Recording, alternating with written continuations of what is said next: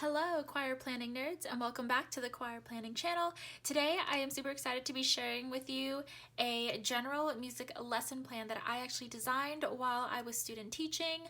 Of course, typically veteran teachers do not plan as detailed as this because they have the experience and they don't need to write everything down, but still, even as a veteran teacher and as a new teacher, it will be super helpful to write out essentially everything and all these key components I'm about to show you for when supervisors come in and observe you. So if you are not an educator, typically every 3-4, depending on the area, 3 to 4 years, teachers will be on formal evaluation, and this is a great way to show your supervisors exactly what you are doing. So let's go ahead and jump in. I just made this template on Google Docs, super simple. At the top, general music lesson plan. And then the first two boxes I have is I list the class. So doing my elementary experience, this particular lesson was for 3rd grade. Then I have quarter week lesson. This is a code that my co-operating teacher used and I kind of embellished on it. Basically, this tells me when this lesson coordinated within the curriculum. So quarter, Q for quarter, and then 3, so we were in the 3rd quarter. And then week, this was week 5.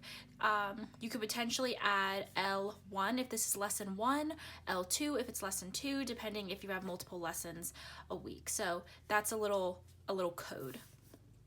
Next thing that's super important to have at the top of your lesson plan are your learning objectives. That way, when your supervisor is reading, one of the first things they really see are your learning objectives and goals for the students. And then also essential questions and understandings. These coordinate with the national standards, and then these, since I teach in Virginia, these coordinated with the Virginia standards, but whatever state you're in, just make sure you're referencing those standards that the students need to be meeting. Then the rest of the page is taken up by the process. I will explain what some of these little symbols mean, like the asterisk and the caret, later, but how I structured the class is we did a mindfulness exercise on Quincy Jones, and you can see that I saw the students twice in a week. So for lesson 1, there was what I was doing for lesson 1, and then right below it, lesson 2, movement-based. Continuing on, I always have the kids read the class objectives themselves. So these objectives are posted on the board every day so the kids know exactly what their goals are. It's not just me creating the goals for them. We always did rhythm reading and then pentatonic reading.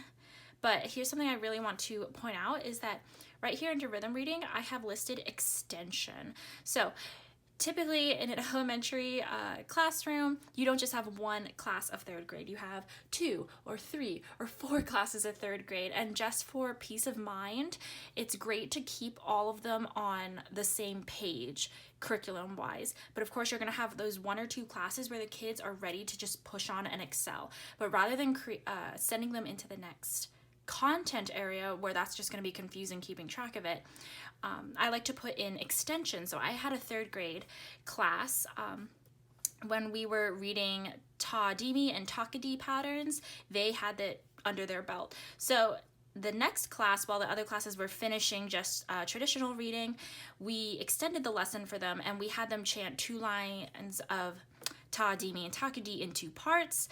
Then how I did that is the front line chanted the top line of the rhythm and the back row chanted the bottom line, and they did it simultaneously. So that's a great way to extend the same topic for a class without pushing them too far ahead of the other classes.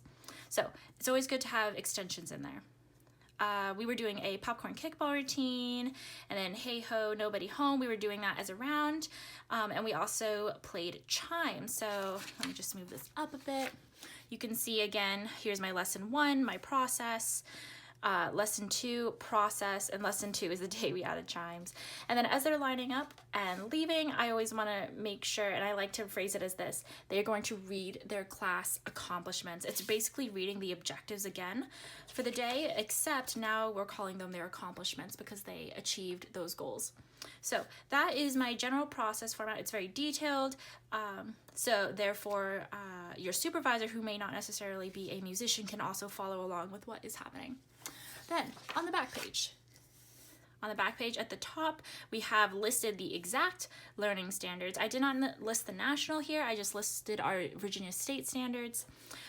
Key vocabulary that they're using: ta'adimi, movable do, canon, and around, form of a piece.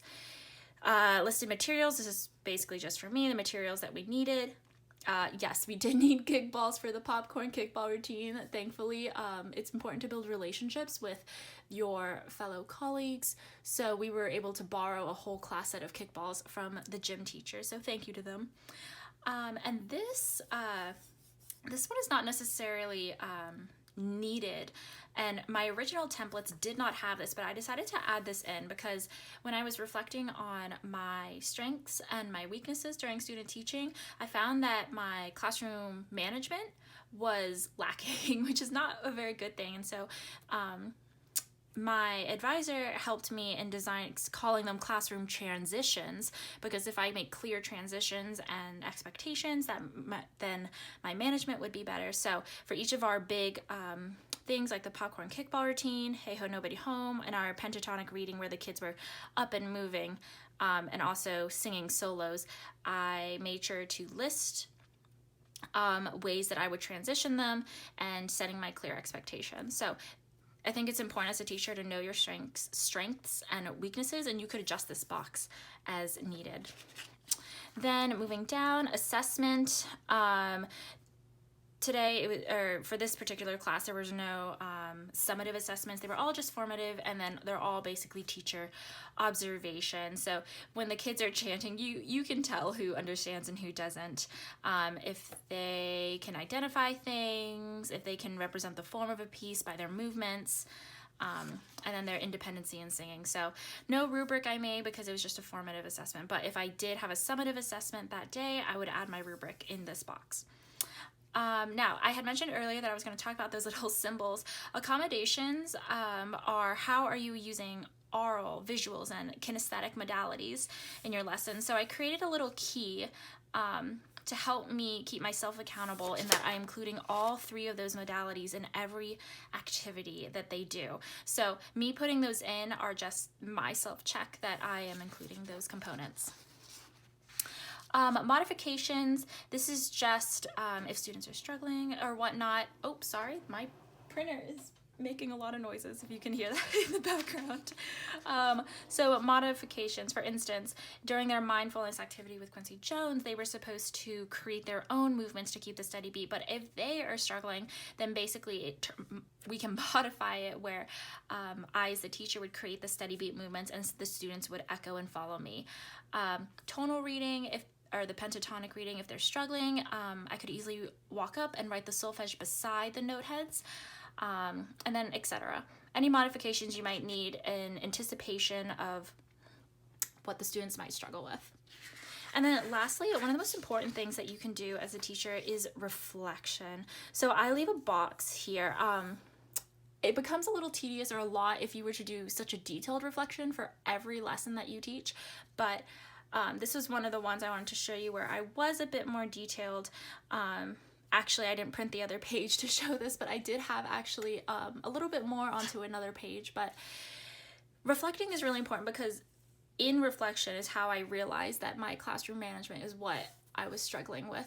So it's important for teachers to take that time and do that so that they can become a better teacher for their students and for themselves. So that is the general music lesson plan that I designed while student teaching. Again, this is a great way to show lesson plans and things to show supervisors. What I have is actually a whole binder of all my lesson plans during that time student teaching, and I have them all in there, and they're all organized by their code. So Q3 week 5 is after Q3 W4, etc., etc. But I hope you enjoyed this little walkthrough of a template. You can easily create this yourself and adjust it to your needs on Google Drive. But I hope you enjoyed this. Thank you for letting me share my lesson plan with you. And until next time, thank you, Choir Planning Nerds.